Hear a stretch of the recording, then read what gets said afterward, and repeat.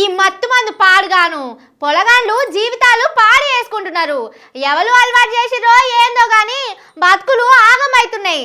పెద్ద చదువు చదివిన ఓ పిల్లగాడు మత్తు మందుకు అలవాటై తొవ్వ తప్పిండు.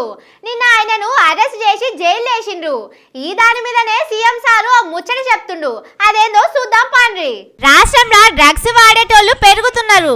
దొంగ దోస్తాలు చేసి జీవితాలు ఖరాబ్ చేసుకుంటున్నారు. ఇంకో దిక్కు ఫోన్లు చేసి పైసలు ఎత్తుకపోయే దొంగలు చాలా మంది తయారైండ్రు. ఇవి తక్కువ చేయాలని సీఎం సారు పెద్ద పనే ముంగటేసిండు. సినిమాలలో టికెట్ రేట్లు పెంచడానికి పర్మిషన్ కోసం సర్కారు తానికి పోతారు.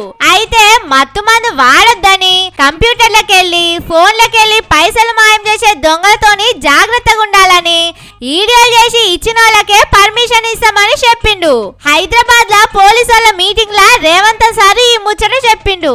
రేపు ఎవరైనా కొత్త సినిమా రిలీజ్ అవుతుంది, సినిమా ధరలు పెంచాలి అని ప్రభుత్వం దగ్గరికి అప్లికేషన్ వస్తే వాళ్ళు డ్రగ్స్ నియంత్రణ, సైబర్ క్రైమ్ నియంత్రణలో ఒక అద్భుతమైన వీడియో ఫుటేజ్ ను ఆ సినిమాలో ఏ స్టార్స్ ఉన్నారో అదే స్టార్స్ తోని వాళ్ళు ఒక ప్రోగ్రామ్ మనకు చేసి ఇవ్వాలి. అది ప్రీ కండిషన్. వీడియోలు చేసిచ్చుడు మంచిగానే ఉన్నది సారు. వాళ్ళకు ఎంత పని చెప్పుండ్రి. 2.5 గంటల సినిమా తీసిన వాళ్ళు 2-3 నిమిషాల వీడియో తీయరా చెప్పుండ్రి. కానీ సినిమాలోనే ఎక్కువ ఇసంటి మత్తు మందులు వాడుతున్నారని వాళ్ళ మీద అప్పట్లో పెట్టిన కేసు చక్కగా నడుస్తలేదని సీఎం కుర్చీలో కూసోక ముందు మీరే అన్నారు. మరి అసలు వీడియోలు చేసినే కాదు, సినిమాలు తీసేటోళ్ళు కూడా మత్తు మందుకు అలవాటు కావద్దని చెప్తే మంచిగుండేది. మొన్ననే ఒక ఆమె దొరికింది కదా పక్క రాష్ట్రంలో. మనకు ఎంత ఇల్వ తక్కువ.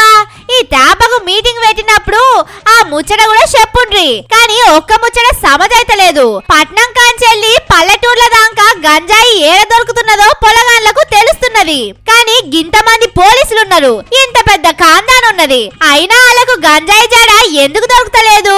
వాళ్ళు చక్కగా పని చేస్తలేరా? లేకపోతే వాళ్ళతోని మీరు